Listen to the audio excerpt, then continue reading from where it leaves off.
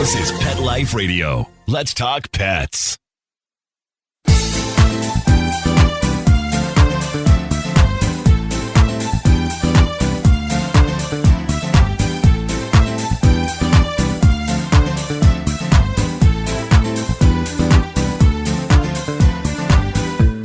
Hello, my cat-loving friends. This is 19 Cats and Counting. I am co-host Linda Hall, and I have been biting at the bit for today to come because we are interviewing Kara from Pet's Eye View, and she is an animal communicator. I don't know a lot about it, but I want to know more, and everything she's told me is very intriguing. So you don't want to miss this. We will be right back after this word from our sponsor. Rita, are you spending too much time cleaning out your cat litter boxes and filling them? Are they running out too soon?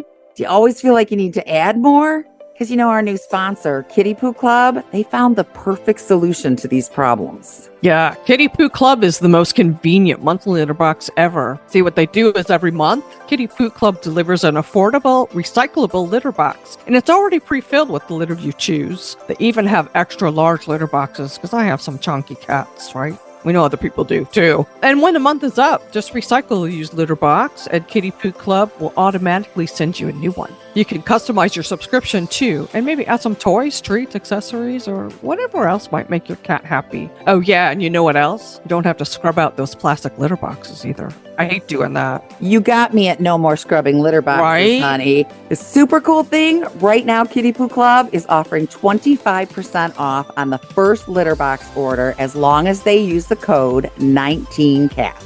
And they get free shipping if they set up a subscription. Wow. They just have to go to kittypooclub.com to get 25% off the first auto ship order of litter boxes with free shipping. And be sure to use 19 cats for your discount at checkout. That's kittypooclub.com. Meow.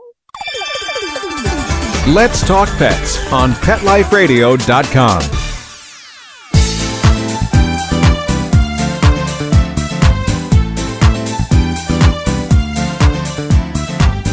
Welcome back to 19 Cats and Counting. You are with Linda Hall and my gorgeous BFF, Rita Reimers. What do you want? You're buttering me up for some. I'll tell you later. But okay. Anyway. I have Dexter with me too, those of you who see the video. It's right here. I am dying to find out more about animal communicators. What the differences are, what they can do for our cats. This is an area we don't know much about. Yeah. I thought they were all like lumped together in one category, but it turns out they're not. There's not differences. Not at all. So let's talk to grab Kara in here. Kara, thank you so much for coming. Thanks so much for having me, guys. Yes, we are so excited. Let's start with explaining what an animal communicator is and does. Sure. Animal communicators, at the very basic level, receive and send telepathic messages to your animals. And anyone can learn this. I teach people how to do it so that you can have a better time in your own home. It is simply learning a slightly different way of communicating, a different language, if you will, of images and pictures and feelings, and starting to believe what you see. Okay? That's the starting point of it. And there are a lot of people who just do that, that they only communicate. So you're having two dogs who are not getting along. Maybe you got a new Christmas puppy, and the old dog, or the old cat in this case for this group, is not happy about it. Some animal communicators can only stop at, I'm not happy about this because I'm scared, or I think that my boy is going to love this kitten better than he loves me. They might say that, which can be helpful, and it can also be helpful for them to then translate to the cat owner, the cat and the kitten. This is what you need to be doing, and this is what you need to be doing, and we expect you to get along, and sending lots of love from the guardians, right? That sometimes works just in and of itself. But what I have found over the years, and how I was trained, because 15 years ago, if you just called yourself an animal communicator, people think you were just crazy, right? And right. Psychism. Well, same with cat behaviorists, Yeah, exactly. Exactly. We face a similar challenge. Like, it was not enough to just translate those messages, and it remains not enough today in many instances, because by the time you know this, a cat owner is coming to you with a cat problem. They're pretty frustrated and upset, and there is some risk that that animal will not get to stay in the home, or that everybody will resent that animal forever in the home because they're always doing something inappropriate or they seem sad. So, what I spent time learning when I was certified originally, and what I've done ever since, is to continue to work on my energy healing skills, my nutrition understanding, my cat behavior understanding, my dog behavior understanding, anatomy, medical intuition. Because I'll tell you, a lot of times when an animal is acting off and someone thinks their behavior changed, the human desire is to ascribe that to some external circumstance. But when I connect with an animal, I'm talking to them first, but then, and they might just say, my left upper right tooth hurts. Or then I also do, and you'll see these little models behind me because I teach people's medical intuition sometimes. I'll also do a medical scan of the body. I'm not a vet. I could miss something, but they will tell me, or I will be able to feel this is out. And then someone says, my dog's just a grumpy ass dog, or my cat's just a mean cat. And then you go in the body and you discover, hey, they've got some problem in their vertebrae that's been out forever, or his bladder hurts, right? And then we get the problem solved, and we have a totally new animal. So, Yes. so We that's do what that I a think lot. Yeah, we do. Yes. Like 95% of cats that were tested over age 10 have arthritis. So often when somebody, I don't know, just a jerk. And we're like, wait a minute. I see Fluffy is 12. Fluffy may have, I haven't noticed anything. You won't. Cats are. And then a client the other day said, thinking back, he's not really jumping on whatever it was anymore. He's not really, or he has problem jumping down from. And it's like, yeah, his joints hurt. So yeah, this is a problem. So yeah, we're not vets, but we know common things about animals. And I loved what you said about not trusting it, because there have been times that we've seen an animal and I've just had a feeling this animal's just sad or whatever. And I just think, oh, Linda, don't project onto this animal what you think. Just stick with the facts. So we're those of us who were raised outside of the world of what Rita and I jokingly call woo-woo. It's hard to allow ourselves to accept what's happening. Yes, I think that's very true. And I think 25 years ago would have been true for me as well. But I love animals so much, and I was reading Penelope Smith's book many years ago, which is called Animals Speak. And I've always been fascinated by the metaphysical. I saw the book Myths of Avalon in a bookstore when I was 12 or 13 and begged my mother for it. And she was like, okay, we were stopping there to get directions. And I ended up going on the same tour with the same tour guide that took that author and that was in the frontispiece of her book, like, I don't know, 15 years later. So like I really believe in coincidence and intuition, but I always didn't trust myself, right? Like, oh, whatever. But then I said, if I'm going to develop my intuition, if I'm going to do this, I would want to do it for the animals, right? And that's what led me into. I want to know why Dexter keeps trying to rip earbuds out of my ear. Dexter is such a pain on the computer. He's being a pain right now. I feel like he thinks of himself a little bit like, and I've noticed a lot of black cats do, like, that are fun and youngish. They kind of think of themselves a little bit like an acrobat or like a super spy. He acts like that. And it's fun to like be in the middle of it all. And then also, do you find that he also kind of hides a little bit? And you're like, you didn't know he was there, and then poof, there he is. And you're like, whoa, good. You know what I mean? Like, they just love to kind of slide through life and make you do their thing. I tease her that he wants her to move back to LA so he can be a spokescat. He feels like he's a star. I tease her about that all the time. Not happening. Sorry, man. On camera. She's in the office. He's there and he's walking across the keyboard. He's put it to sleep in the middle of sessions. He's unplugged things. He's typed stuff. He typed a message to you guys right now. Yeah. Oh, yeah. You I just had a client about a few days ago, a dog in this instance, and the dog told me, I want to go on the motorcycle.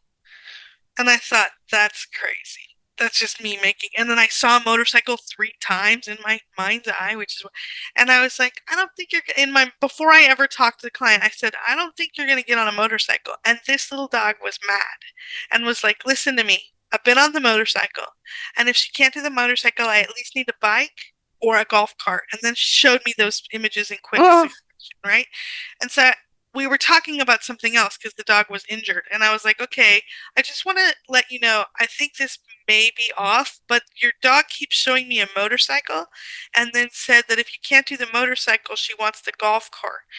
And she just said, oh my goodness. She's like, I just ended a relationship with a guy that has a motorcycle and we have a whole outfit and little motorcycle glasses, and sent me the picture. It was so hysterical, but she does have a golf cart, so the dog got a golf cart. I was all worried that the dog didn't get the communication. Honestly, this is what started me with the behavior. So Rita was into the behavior long before, and I tend to venture out to the Carolinas, especially in the winter because it's cold in Ohio. Yeah, and last November when your furnace was broken. My furnace died. I stayed 2 weeks with her until it was fixed. And so she said, oh, I don't remember what cat it was. He's giving you blinky eyes. He loves you. And I was like, wait, what? That was what clicked over. And then I was like a kid starving to go to school. She's a body language geek.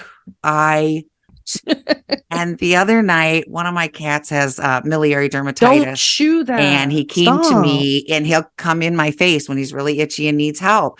So I sat scratching at him, and I was really tired. So I laid down, and my eyes were shut. And I could feel the way his body would shift to, no, scratch here, or, oh, no, that's starting to hurt, or I just was having all this communicate, and it was so exciting. I was out of my mind. I was so excited that I was understanding what he was telling me. So that's why I get so excited about what you do. Now, I want to ask you quickly, what is the difference between an animal communicator and a psychic? Okay, so any psychic can also talk to an animal. They can get some sort of messages from them. And if you have a lot of life advice needs, you need to go to the psychic, and then maybe you can ask a little bit about your animal, like as part of that. What I see, I call it kind of like I used to sell printers many years ago. So it's sort of like getting a multi-purpose printer versus getting a specialized, here's my scanner. I gotcha. Yeah, that makes sense. Right? Or my laser printer. And so we're just going in a deeper focus. And so at least for me, not all animal communicators, but animal communicators are like, I'm not going to likely predict the day of the death of your cat. I'm not going to go all the way back in history unless your cat wants to show me a whole lot, because I'm really translating words, pictures, and feelings from them, like having a conversation with them. So like some dogs who have been in the Korean meat trade will talk about it. Some don't want to see it at all. And so they just show you a blanket kind of red with like, no. So if you need like the whole behavior history, maybe a psychic. But if you have an animal where you want someone who can not only talk to your animal, but in my case, do body work, energy work, knows like a little bit about nutrition, a little bit about allergy, a lot of medical conditions for animals that you might not be aware of that you can then go ask your vet about, that would be more of a special, like we spend a lot of our free time learning more about animals so we can bring more to our clients. Whereas a psychic's going to do a lot of multi-purpose things. Okay. That makes sense. Those of you who follow us, I just had to give Dexter some convivial house cat to get him to calm down. Amazing. Yes. And get off my computer. He's starting to calm down. Good. There you go. Yeah. Please. He seems to come up here wanting that daily. Mm-hmm. Every time I'm on the computer. Yeah. He likes that calming feeling. Or we think he likes it. I don't know. Does he? Well, if he asks for it, he must. Let me ask him. Okay. He's asking me who I am first, so hold on. Now, how do you give it? How do you administer it to him? I either spray it on my hand and pet him, or actually sometimes I spray it right on him because he stands still for that, unlike some of the other cats. I think he prefers, because he was telling me I like the way it's delivered, and I'm like, what way do you deliver it? And it feels to me like he likes it sprayed directly on him better. Yeah. And he says, what else do you say about that? Like what I see in his nervous system on another cat, I might call it anxiety, but I don't really call it anxiety for him. He doesn't feel anxious to me. He just feels, let's say, high strung, like highly busy is what I would call him. Just a busy cat. So there's like, the way it appears to me in the nervous system is there's like a little red line that's kind of going like a little bit of static. And he shows me that when you spray that on him, and he says it takes he says between 4 and 7 minutes for it to kind of make any difference. But it kind of goes in there and it puts a little bit of a purple line over the red line and calms him down. So I think it's working quite well for him. That makes sense because usually he'll go and lay down, 4 or 5 minutes after I spray it. He'll get down and go over and lay down and give himself a bath. So just to break down kind of what I did there, I was like, okay, I went and introduced myself in another channel, sort of, while you were talking. And he was like, who are you? And I was like, I'm kind of a friend of your mom's, and she wants me to ask you whether you like this thing. And he was like, oh, and he looked up at me and I saw his little face. And then he was like, yes, I do like it. And then he went right inside to his body, like a skeletal picture of his body, and then showed me the nervous system and showed that purple line. And I said, what does that purple line mean? And then he gave me more information. And then he said, there's 2 different ways it's delivered. And I like one of them. And I said, okay, that's why I asked you, okay. And then I went back to him and said that. That's funny because I would have assumed the petting was better, but he likes it sprayed on him. It gets more delivery when I spray it on him. It's gets right. None of it absorbs into my hand, right? You know what? And also for him, I think it's feeling special. Like something about you spraying it directly on him makes him feel more unique than the others. And the way everybody else gets it, which is He's true. Like, I wonder which other cat he battles one of them for spots up here, and then another cat he's kind of friends with, but every now and then Simba will smack him, and like, I'm your boss. He just walks away. Don't forget he's a very calm. He doesn't start fights or anything. He's a good boy. Yeah. He had been outside, and I think he's loving this, not worrying. And I wonder if when you said that about that little bit, it's not really anxiety, because I've never noticed him to be an anxiety cat. But we have noticed that all cats that have lived outside have a heightened sense of, they know the boogeyman is real, right? Let's get serious. They know that all the things that can happen. He's more alert to what might be happening, right? He doesn't seem nervous to me at all. It's just like he's prepared to be an outside cat. But it's funny that you say that he did that with Simba, like he just walks away, because he kind of cocked an eyebrow while you were talking, like, That's what he does with Simba, yeah. Simba starts stuff and he's like, yeah, I'm done. And he's like, dude, what is your problem? When he first came in, Simba obviously wanted to be friends with Dexter, but he was scared. So he would walk up to him and he'd smack him in the head and make this screeching sounds and then run away like he was waiting to be chased. And Dexter's just like, dude, what's your problem? Dude, I'm happy for a comforter and like a couch to sit on, like just chill. Exactly. I just want to peacefully coexist. Can we all get along? They're buddies now, but except when Simba decides he wants to exert some power. Yeah, that's okay. That's good too. This is a good time to take a little break for our sponsor, and we'll be right back.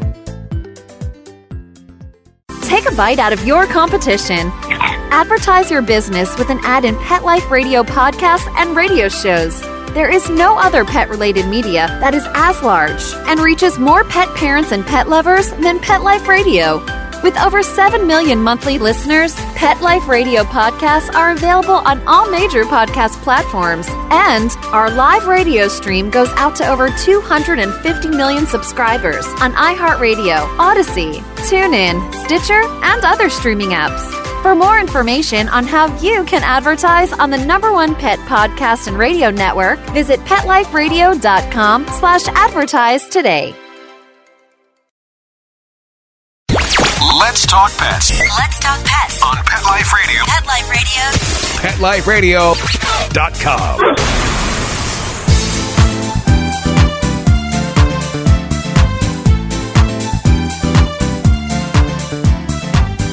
We're back with 19 Cats and Counting and Pet's Eye View. Kara, who just gave me an excellent reading on my Dexter, who came to be because he was found on my deck outside. Yep.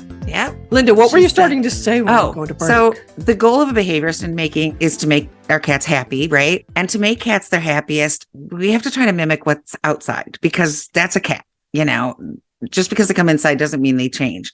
I'm realizing more and more in nature, they go out twice a day. They hunt their prey. They kill it. They eat it. They won't even eat something that's dead. They come in our house and we plop a bowl down. Breakfast is served. Just all the things that are wrong with inside living that can be corrected, but it's wrong. Yeah, In the your environment's opinion, totally how do the different. cats feel about that? Are they happy to just come in and be a couch potato? Or do they not appreciate? It's very individual.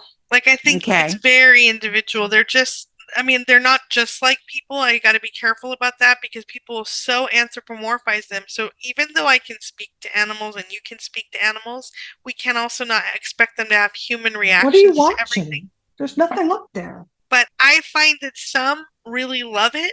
Some, particularly if they have been outside most of their lives and then we bring them in. Don't you also find this too? It's like they love the automatic delivery of their food. Yeah. They're like, woohoo, bring it on. And then if Dexter's very lazy. Very lazy. Others, I think, and I think they can all use the hunt, catch, kill, groom, sleep, eat. Eat, groom, sleep. Yeah, we call it pegs. Yeah. Pegs. Play, eat, groom, sleep. Yes, Thank you, outside that's it's pray, eat, groom, sleep. Inside it's play, eat, groom, sleep. So Yeah, we it's try to get people to work that It's very in. similar to Jackson's. What is it? Kill. I don't even remember what it is. But yeah, it's very, very similar. I think recreating some sort of work for them in the house. So, like, for example, I have an outdoor stray who then became our cat after having babies in the shelter. Aww. And the reason that I chose her, even though I was looking for an orange cat, like we talked about before, is I walked into the shelter and she was having her outdoor playtime in a big structure by herself. And she's gray with these yellow eyes, penetrating yellow eyes. And she came right up to the edge of the structure. And I was like, hello, like literally opening the shelter. Like, it's like party time when you go to the shelter. Like, Oh, yeah. Go give love to animals. I send them energy work. I try to help the really sad ones. And I'm like, hello. And I walk in and she goes, they took my babies. They took my babies. And I'm like, I'm going to go visit this one. And nobody could confirm that was what had happened to her until we actually adopted her a couple days later. And then the shelter manager said, yes, she had 6 babies in shelter and they've all been adopted. So she's why, but for her, because she wants to eat all the time, if she can, Yeah. I'm always putting out licky mats, like making her go hunt. Yes. And she was so mad at me last night because she's on a little diet. And and I had really mushed it into the licky mat really low. And she was like, look at this. And it was still in there. And I'm like, you got to work a little harder, girl. Like, it's still in there. Yeah, we Let me love the show licky you. mat. We love a licky mat. Yes. This is one of the things we keep on hand to demonstrate to clients because, again, make anything that'll make them work for their food, right? You probably have it right next to you, don't Puzzle you? toys, treat balls, licky mats. Have my handy dandy drawer of goodies. So, So yes. did she eventually get it out, Kara, or did she give up? I mean, maybe I was a little aggressive with the imprinting of the food, maybe just slightly, but she got out most of it, and then she relaxed. And my son, my 15-year-old, is like, you can't feed her more than twice a day. And I'm like, yes, I can. I just have to feed her small little amounts. So she feels not afraid again at a very deep level that she's going to be kicked outside. But then she always knows at 9 o'clock that it's time for her last snack. And then she actually waits for my husband to put her to bed. Like, literally, he has to pick her up and put her on the edge of the bed. Oh. She only she works with me in my business, so she'll teach animal communication like on the 21st, which we've talked about, or we haven't talked about, but we'll talk about it. Yeah, we will. And so she's great for that, but he is her boyfriend. Aww. So she needs to have him put her to sleep, and he can pet her for a really long time. The rest of us get 2 swipes and think that's enough. They do pick their people. Linda has one that Zubra that's really attached to her. And she really attached. She doesn't tend to hang out a lot if there's a lot of other cats around. So she likes to come to me at like 3, 4 in the morning and wake me up for love. But she will come in and my husband and I sleep just, I mean, tight spooning kind of thing. And she will wedge herself. And I'm like, girl, are you going to be a pancake here? She will wedge herself between us. And a couple of years ago on our anniversary, I think it was our 17th anniversary, I said I want 17 kisses, one for every year. He got 2 in, and she walked up and stuck her head in between our lips and just like planted herself there, like block. And I just laughed so hard. I was like, oh, I guess I'm not getting the other 15. But, just like, you've had enough of my mom. She belongs to me. So what's her name? Subra. Oh. She was in here. She's not now. Is she in the room with you, Linda? I thought she was, but no, she left. What does she look like? What's her color? I'm trying to see. I'm sure I've got a picture here. I have so many pictures of my cat. Paws is cleaning your bed for you. I don't know what he's doing there. Who knows? He's as crazy as his brother. See, we both have so many pictures of cats. Yeah. Find the one she wants. No, she's black and white, isn't she, like, Linda? She's so interesting because she has she been outside as well? Beautiful. I got her at FFRC, right? Yeah, she was probably maybe 8 months old. So I assume she had been outside and somebody had brought her to the rescue. Because a lot of her imagery, I'm not doing a deep read of her right now, but a lot of her imagery is of seeing herself as like calming mountain air. That's what she called herself, like that she's got this calming mountain air feeling to her.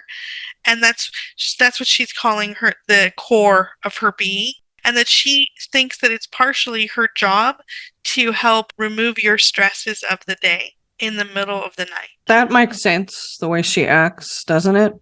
That's 100%. That's 100%. Yeah. I'm getting all misty. Which is the one that's really attached to Brian? Which is the one that's really attached to Brian? Baka. That little snot. Black cat. I rescued her. She was all over me. And I thought, well, this is my lap cat I was looking for.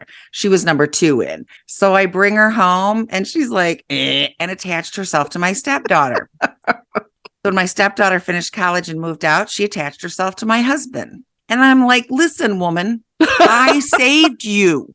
Do you understand? Yeah, she doesn't care. She snookered you to get out of there. She's like, the funny thing is she just showed me, and please don't take this the wrong way, but she said that she showed me you having too many arms, like multiple arms. And she's like, you've got multiple pets to take care of and to manage. And this allows me independent time. So let's talk about that for a minute in terms of because I want to get back to what's the one that's the mountain air? What's her name? Subra. Okay. So I'd like to talk about, pets and purpose, right? And I want to give credit to the woman who trained me many years ago, Joan Ranquet, with Communication with All Life University. She taught me this, and I have a little ebook on it that you can get at my website called Give Your Pet a Purpose, about halfway down my website. What's your website? PetsEyeView.com? PetsEyeView.com. But what I don't want people doing, what I really hate after years and years of doing this, is people giving their animals or letting them, because they will decide their own jobs, right? Like they'll decide them. If you don't decide them, and especially for both of you who have multiple animals, it would be really helpful and instructive to give each a very separate and unique purpose in your life. How do you do that? You think about who they are as an animal and what they do really well, but that is not doing one of the following things. Number 1, they can't be a baby, because then they get away with all sorts of stuff. This is my baby, and she gets away with all sorts of stuff. And that annoys the other animals in your multiple pet household, right? It really annoys them. So we don't call him baby. We don't call him my child. We don't do that stuff. We find a different thing for them. You don't call, and also we tend to also call the babies the ones who seem more sensitive or may have had a hard past or been rescued, and then they get to stay stuck in that kind of rescue mentality, or I just have these bad habits because I was on the street or I got hurt, or so we want to pick a different job than that. Also, I'm not a big fan, and this more applies to dogs than cats, but I don't like the protector job at all. Of course, people have large property perimeters and they want to have a dog for protection, but not letting them think that that's their job.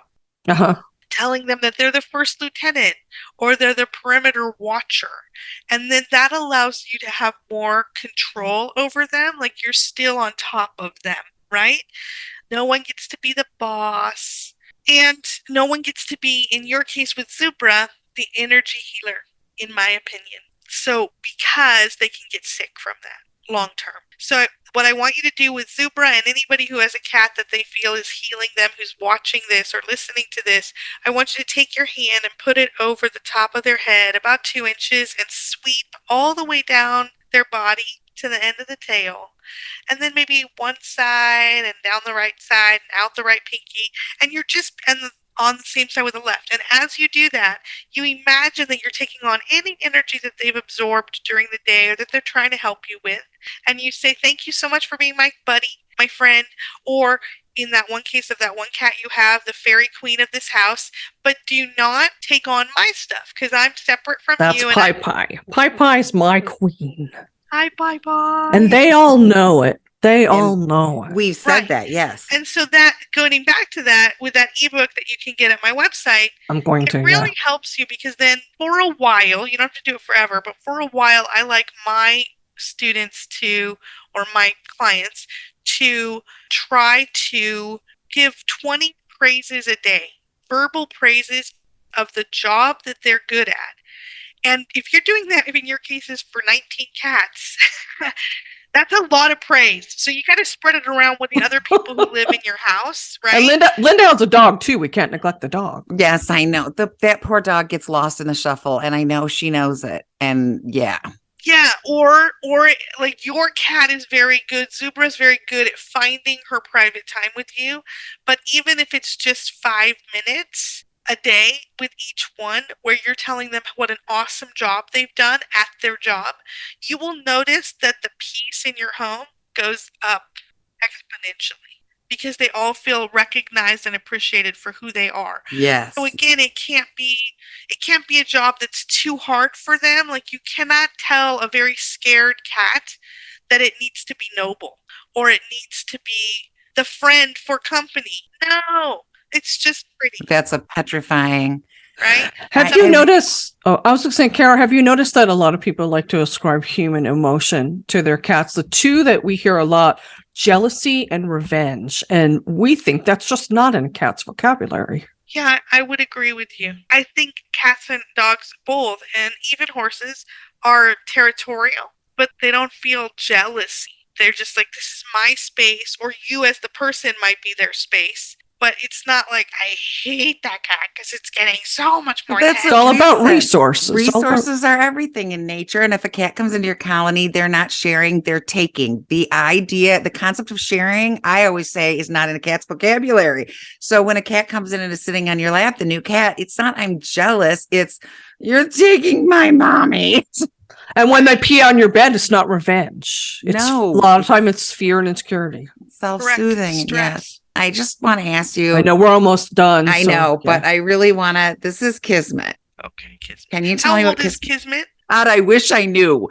Somewhere around. He's an adult. 7 or 8. I think 8. Okay. Maybe close to 9, actually. Okay. And a boy.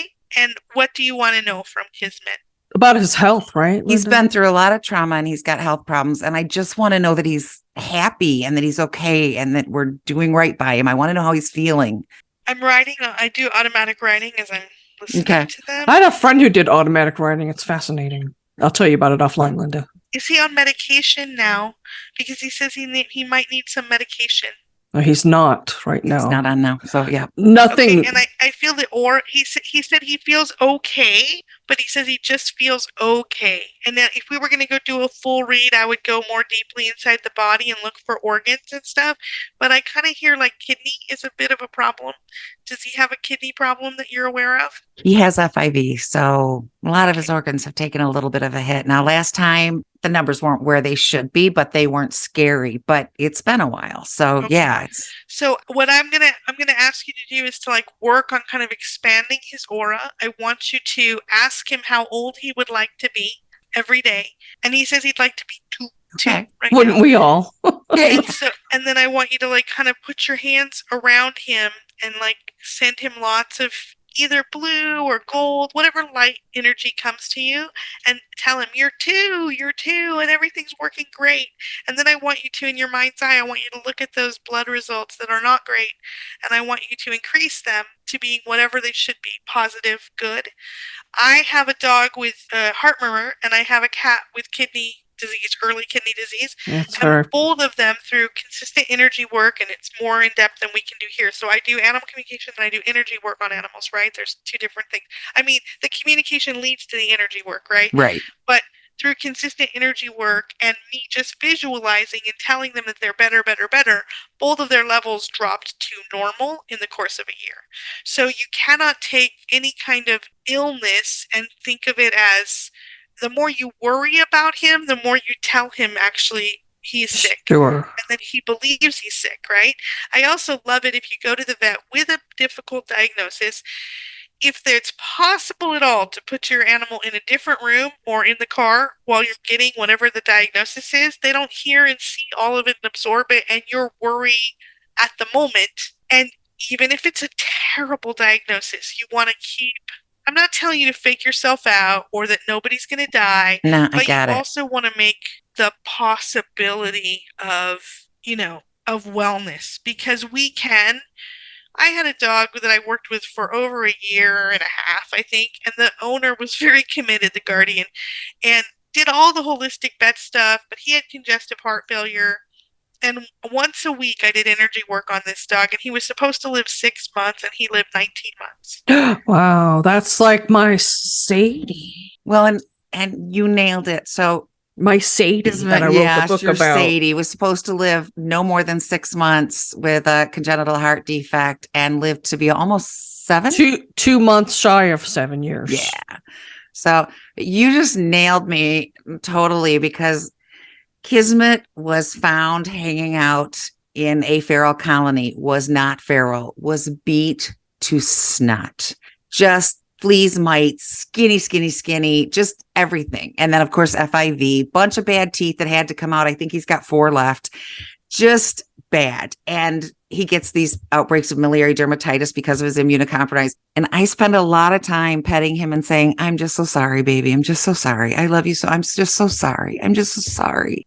Thank you. That was a huge gift to me. Thank you. Because You're welcome. I am constantly just, and I'm sure he's feeling all that. I'm just like grieving for what And the he's other been thing is through. you cannot blame yourself for feeling that way. That's it, right? You just can try to change what you're saying to him. You're doing so well. You're such a hero for surviving all of that. And look at how loving and good you are in this house. Wonderful. Great job. I'm sorry it feels bad right now.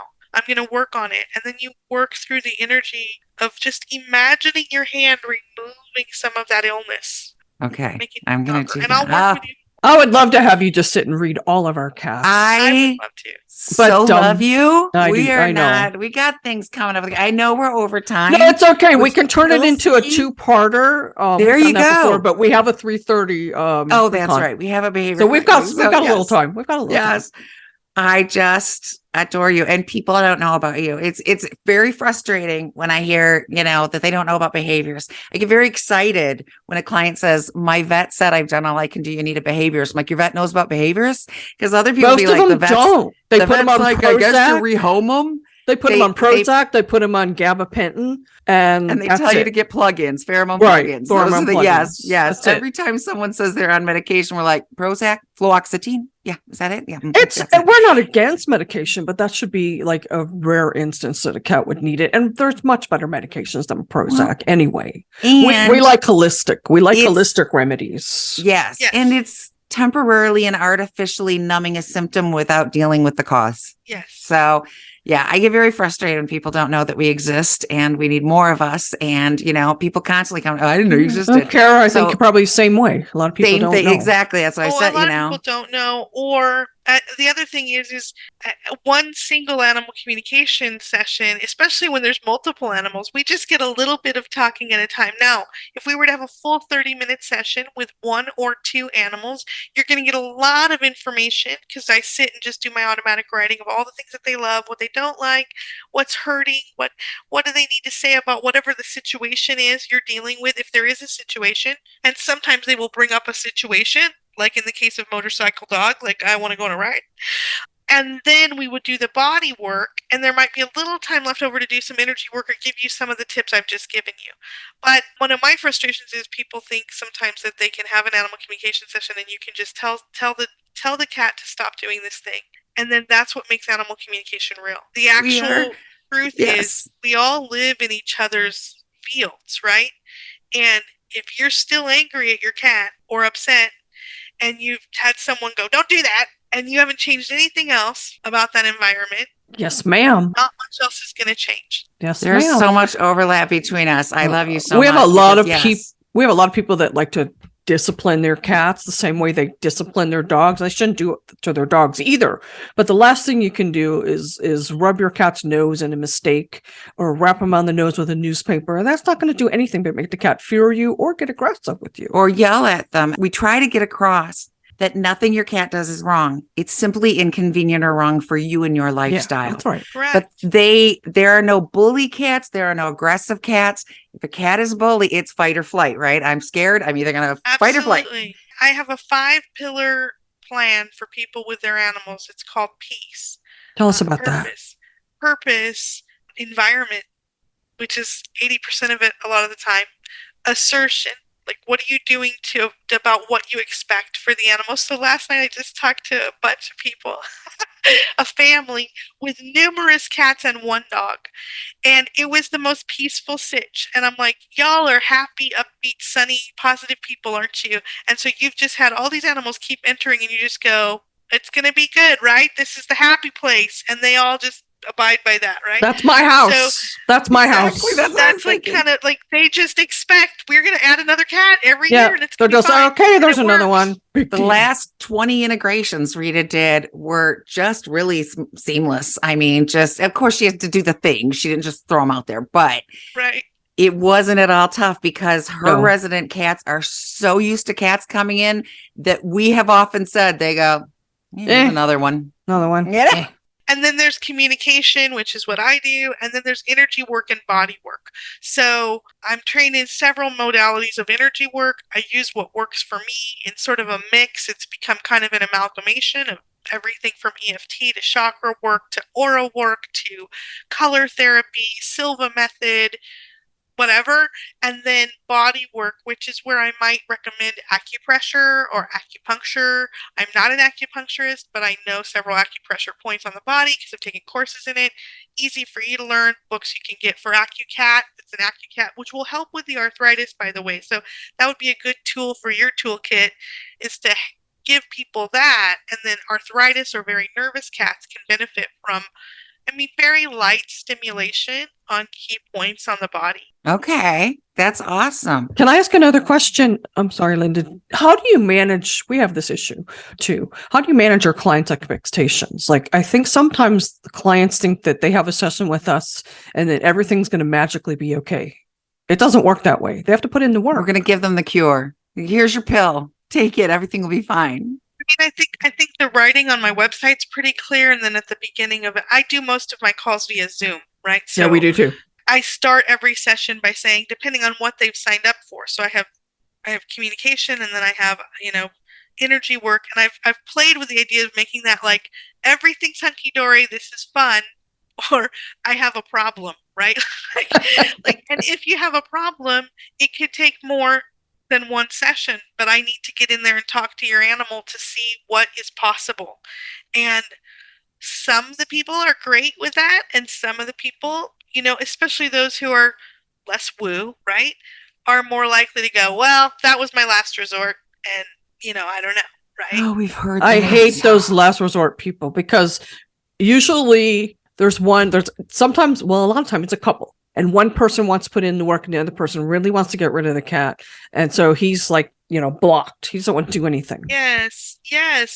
Energetically blocked as well. And actually, what's very interesting about that is that the animals know it. I know. They sense it. And then some of them go, I can't curse on this, but I would just say, they'd say, okay, you're going to do it. Then I'm going to push every single boundary more. So you just get over it. Dump me at the shelter because I hear you. And people don't think that they hear you. They hear know you. I know they do. Euthanizing She just them. described a client couple that we had. Mac. That's the one. Yep. I don't want to say anything more, but yep. Yeah. A friend of mine in Florida took him. They know it. I had one cat who the guardians were going to euthanize it, and it was just like, why should I work with them? Why should I work with you? Because they're just going to put me to sleep. And so I had to have a very straight conversation in a kind way with the clients about, like, I understand he's peed everywhere in your house, right?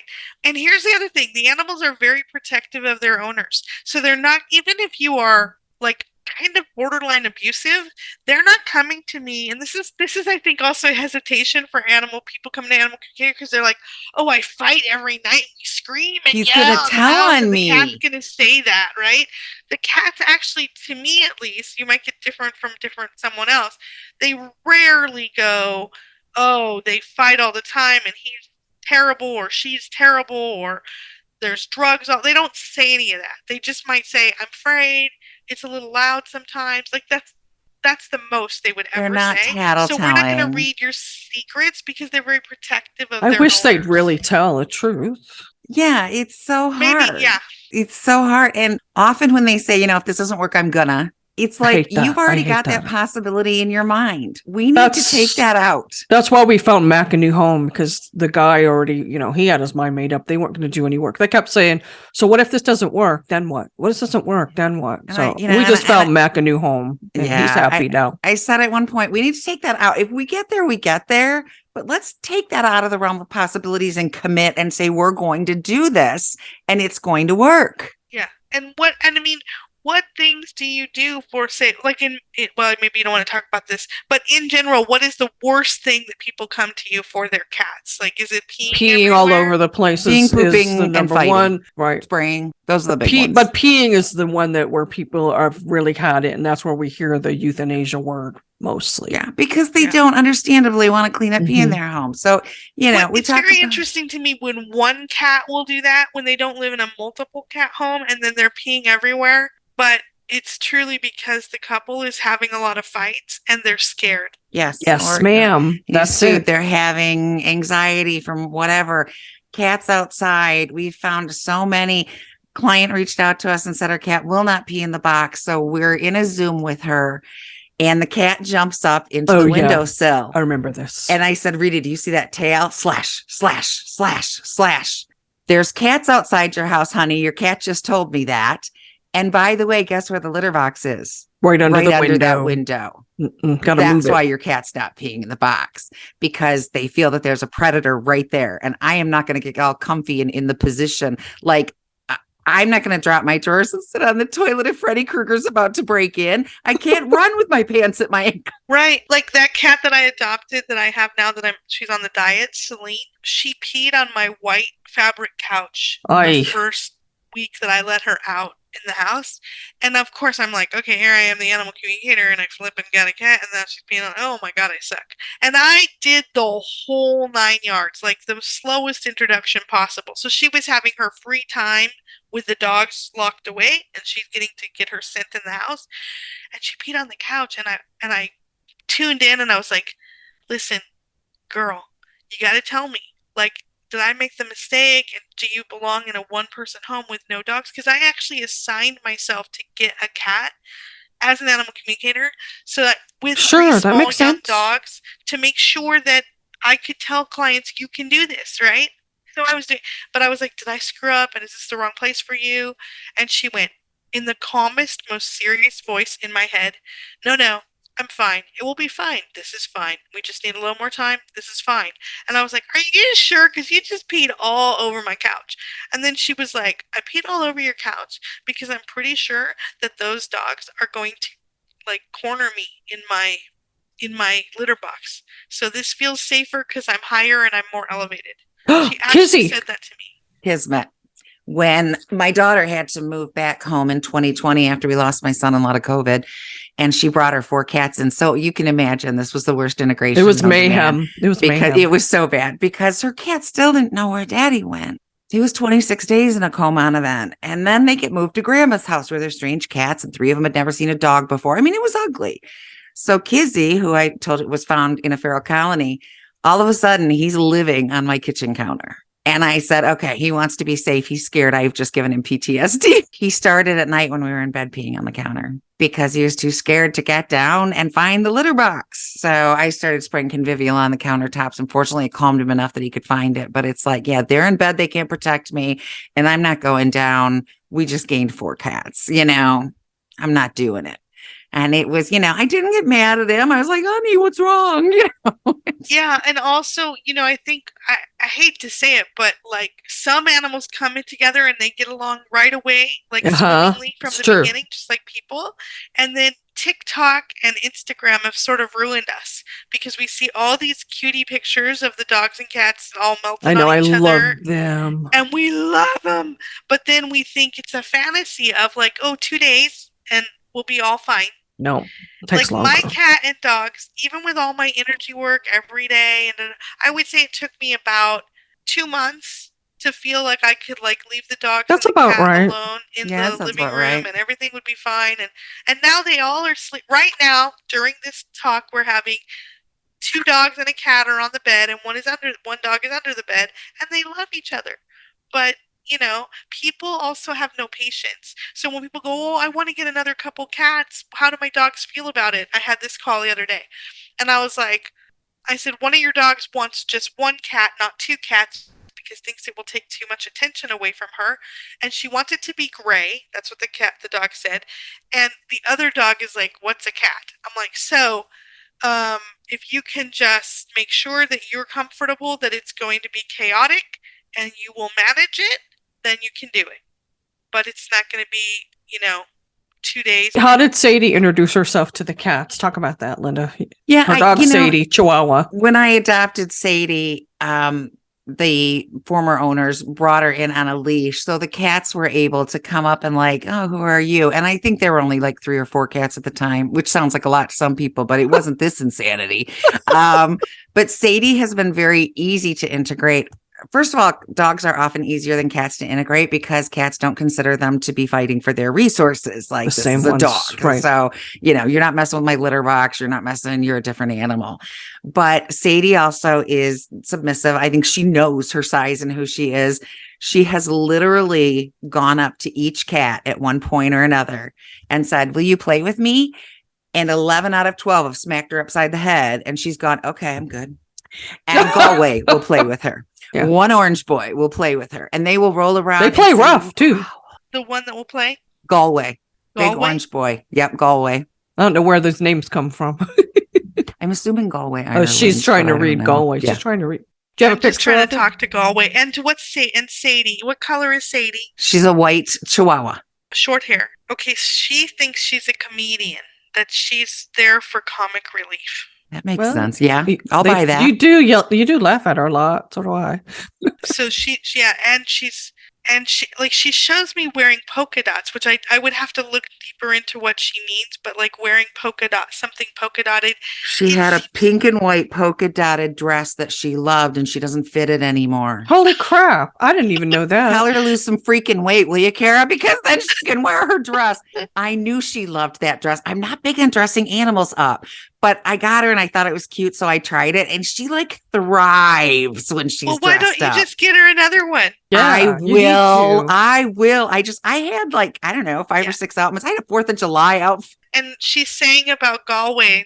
Galway's not, I'm not talking to Galway right now, but she's saying about Galway that Galway is smarter than the other animals give him credit for. That he's very intelligent. Well, then he's smarter than I give him credit for. So that makes perfect sense. But I am one of the animals in the home. Okay, so find ways in which he's smarter, because this is for that information. So I always pray before I do a reading, like, can I have good information that I'm clear channel? And I did that before this because I want it to be helpful, right? So the information that I've received today is basically we need to go get one animal medically checked, make sure that he's okay, and then we're going to be positive about the results. One animal has brought up a piece of clothing that they loved in a weird way that I would not even understand what I'm looking at, right? But that needs that. That's a question. And then clearly knows that people call his friend dumb, and he doesn't want you to do that anymore. So we're going to find something that Galway is awesome at. And it sounds like what a great job for him is to be his best friend. Galway, you are the best friend of Sadie. I'm sorry, not her. Her yes, best it's friend. okay. And Sadie's the best friend of Galway. And you're doing such a good job at being that. And you're also very funny. Like, even if you laugh at her all day, you're so funny. What a good jester you are. I love you being my comedian. And you will notice that even if they've been feeling a little dumb or not the coolest animals in the house, that their confidence will grow. I've never even thought about it. I know. Galway is not a squeaky wheel.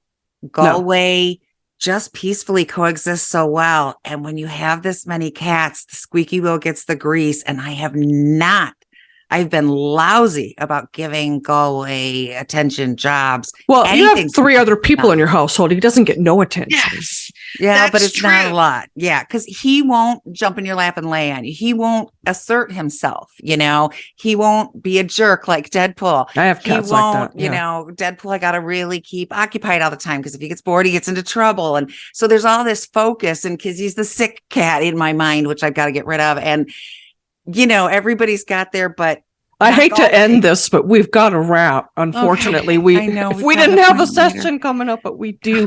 I have to forever. I have to tell you honestly, Kara, I'm a skeptic.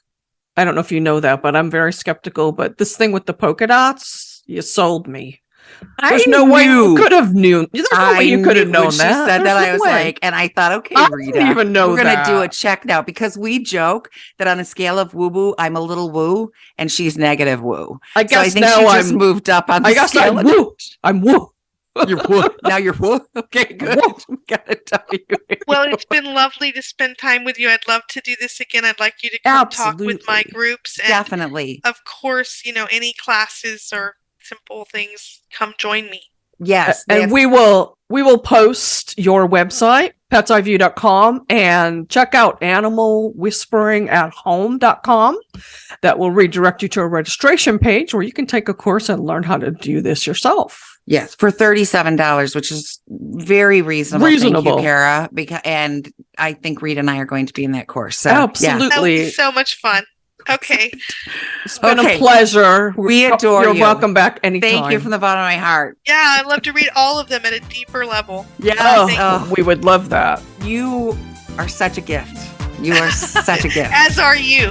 Thank you for helping. Oh, no, thank you. Oh, I'll be remiss. Yeah, I have to do my thank yous. Of course, thank you to Kara and Linda for always being there for me. But I would be remiss if I didn't thank Mark Winter, our producer, owner of Pet Life Radio, who gave us this chance. And just remember, every day is Catterday. We'll see you next time. Let's Talk Pets, every week on demand, only on PetLifeRadio.com.